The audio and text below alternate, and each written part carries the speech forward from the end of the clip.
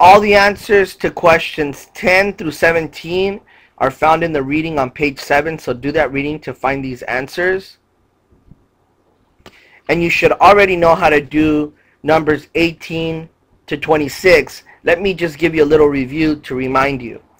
An algebraic expression that has one term is an expression that does not have a positive or negative sign separating them.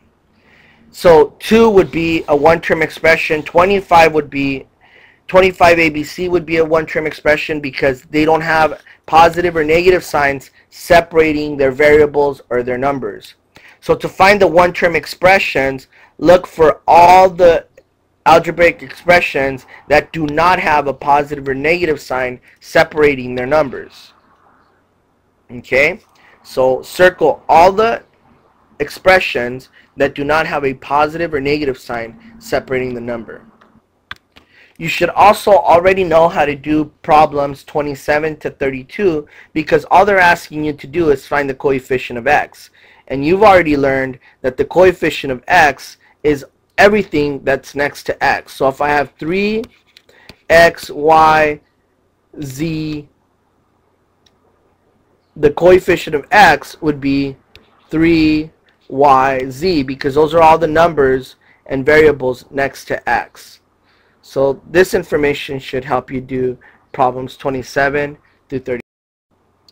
Here they're asking you to indicate the meaning of these expressions by writing them with multiplication signs or parentheses. Basically, all they want you to do is write out what a to the base a to the third power or third exponent means and base b to the second exponent means. Basically, they just want you to write a times a times a times b times b. Because remember, the exponent tells you how many times you're going to multiply the base times itself. This exponent is 3, so that tells me that I'm going to multiply the base times itself 3 times. That's why I did a times b times, a times a times a. And this base tells me, or this exponent tells me that I'm going to multiply this base times itself twice. That's why I did b times b. 1, 2, 1, 2, 3. Okay? That's what you're going to do with all of these expressions. This means that you're going to multiply x minus 3 times itself twice, and you're going to use parentheses to indicate that.